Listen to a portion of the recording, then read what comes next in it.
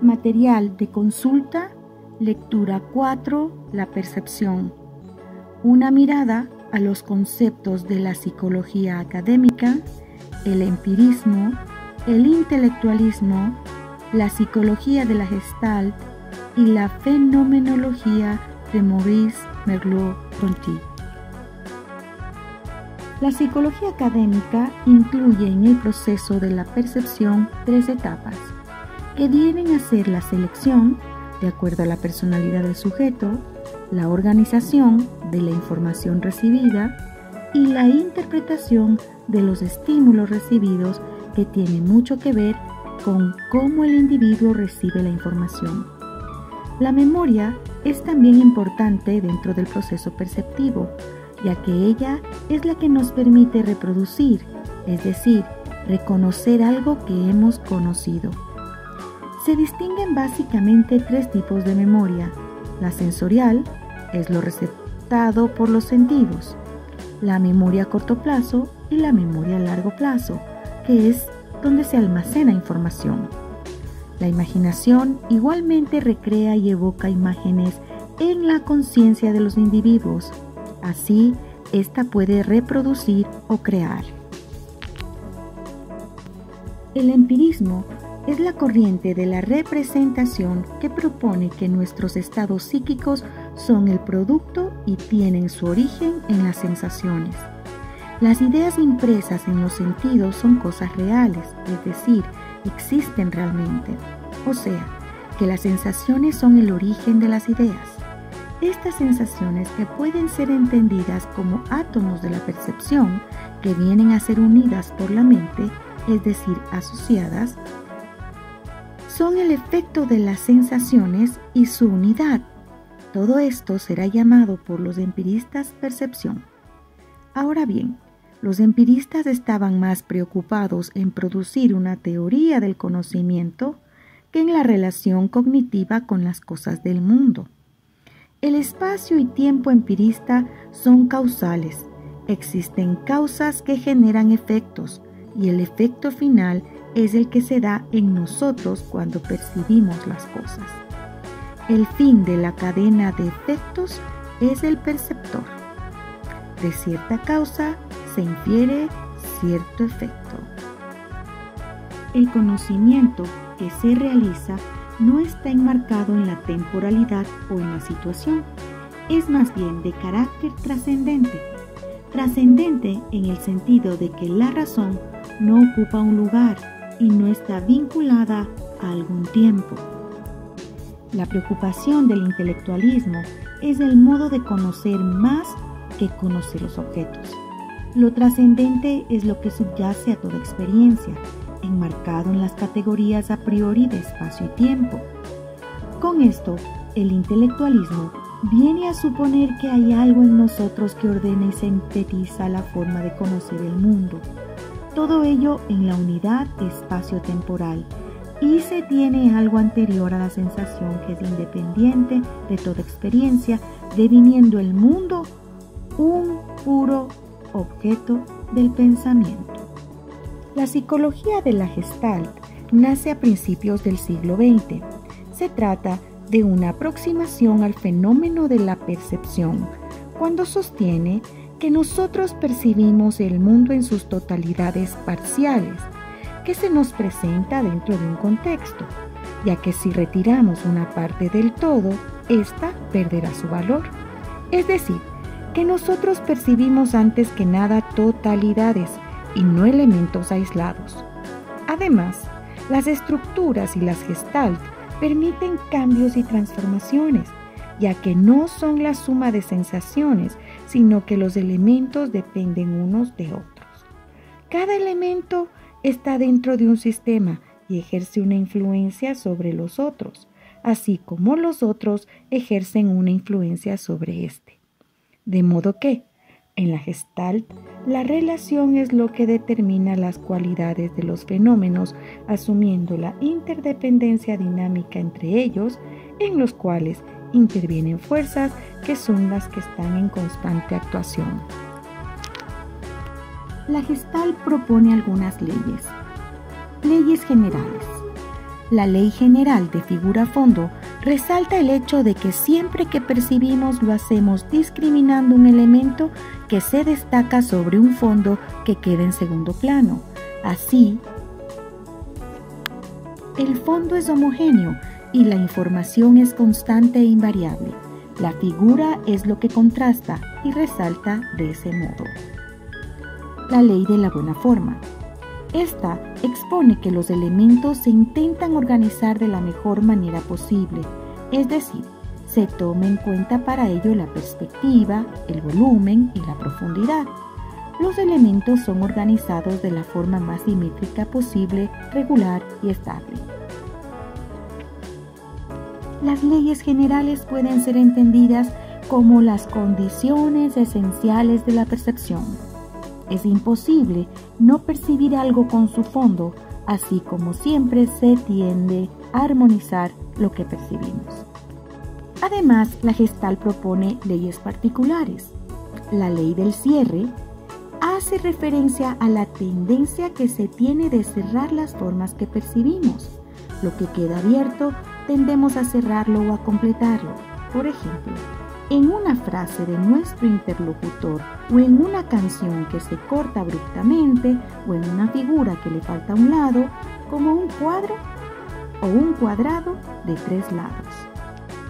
La ley de contraste hace referencia a que la relación de los elementos entre sí incide sobre la atribución de cualidades, el tamaño, por ejemplo.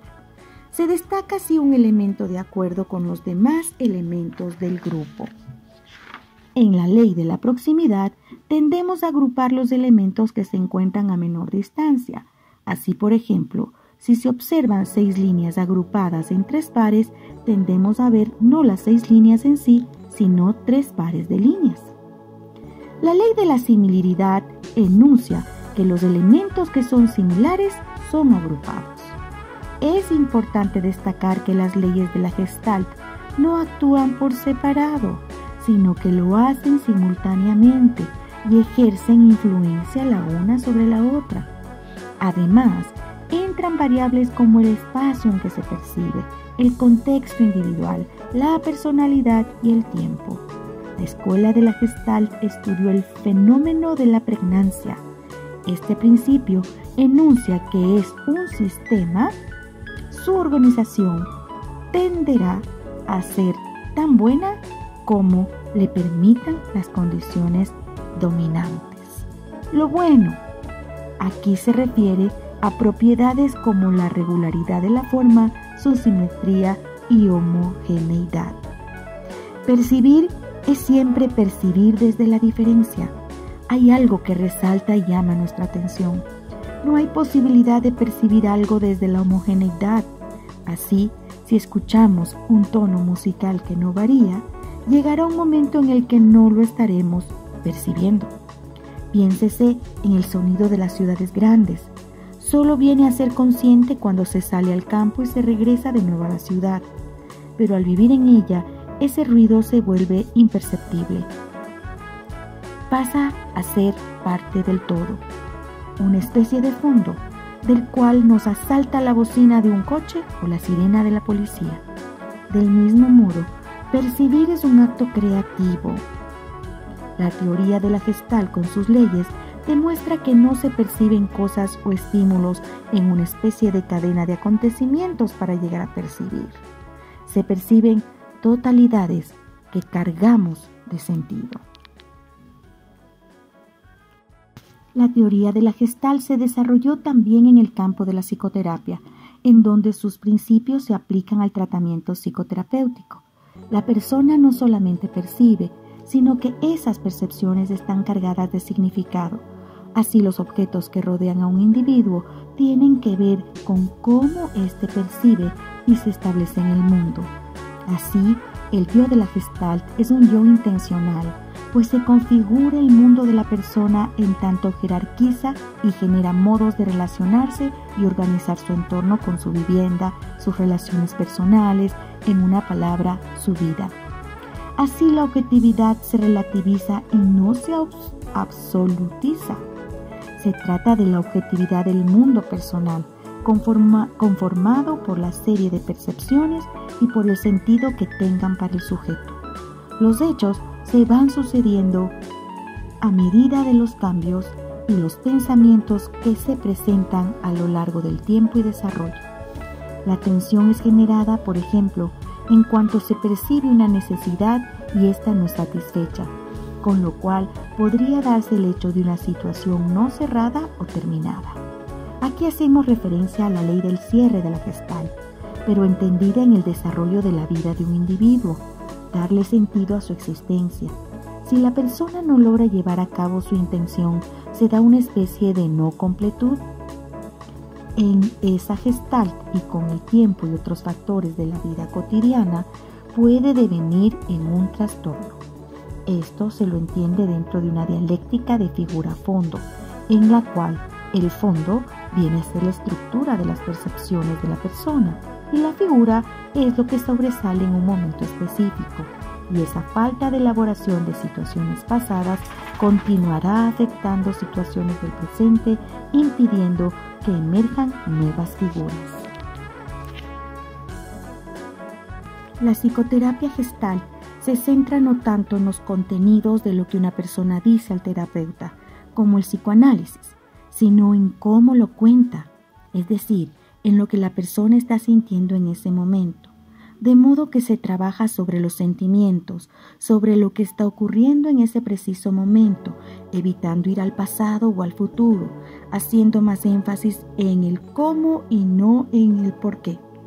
En este tipo de terapéutica se intenta que la persona logre tener conciencia de sus estados, es decir, que se logre percibir a sí mismo dentro de lo que está diciendo. En este sentido, es una terapia muy vivencial y confrontativa, en donde el terapeuta ha de ser muy ágil para no perder el sentido de lo que se manifiesta en el encuentro terapéutico. Se pretende así tener un acercamiento fenomenológico. Se hace una especie de reflexión sobre lo que se presenta en dicho momento. El terapeuta deja a un lado, o al menos intenta, todos los prejuicios que él pueda tener sobre tal o cual evento que se presenta dentro de la terapia, buscando por medio del análisis del proceso hacer que la persona tome conciencia de cómo ella afecta a su entorno, es decir, cómo ella se presenta, qué papel ocupa y cómo lo ocupa, si está tranquila, si la respiración se acelera, si habla tímidamente, si su postura dice algo de ella. Con esto se pretende que la persona logre comprender cómo es que ha llegado a estar en donde está, para así ver nuevas opciones con el fin de superar los obstáculos dentro de su desarrollo. Se reflexiona sobre las consecuencias de lo que la persona está haciendo, sus metas, lo que quiere alcanzar con tal o cual actitud. En este sentido, la terapia gestal entiende que el individuo es inseparable del entorno en el que vive y éste es afectado por él, como también lo afecta, reivindicando la posición de la persona en un contexto y tomando en cuenta la realidad intersubjetiva y no la intrapsíquica. La percepción como vía para entrar en el mundo y establecer contacto con este. Merleau-Ponty no estaba satisfecho con las explicaciones del empirismo y el intelectualismo. Le resultaba insuficiente y es por eso que emprendió un trabajo de restablecimiento del papel de la percepción dentro del contexto de la filosofía. Este autor no aceptaba la separación entre alma y cuerpo, entre sujeto y objeto, o entre la conciencia y el mundo. La filosofía identificaba la realidad con las ideas puestas por el sujeto del conocimiento, deviniendo en subjetivismo. La ciencia, por otro lado, fundaba la realidad por medio de los objetos construidos por ella, yendo así hacia un objetivismo. Para Merleau-Ponty, el sujeto no es una conciencia pura y desencarnada, sino que el sujeto es una conciencia encarnada en un cuerpo. Pero este cuerpo al que el autor se refiere no es el cuerpo de la ciencia, sino que se trata de un cuerpo que está animado por una conciencia. De modo que no se es pensamiento puro porque se es cuerpo, como tampoco se es un objeto entre los otros objetos porque se tiene una conciencia. El cuerpo es lo fundamental del ser en el mundo. Es el cuerpo el que toca y es tocado, el que escucha, ve, huele y se mueve en el espacio y habita en un tiempo.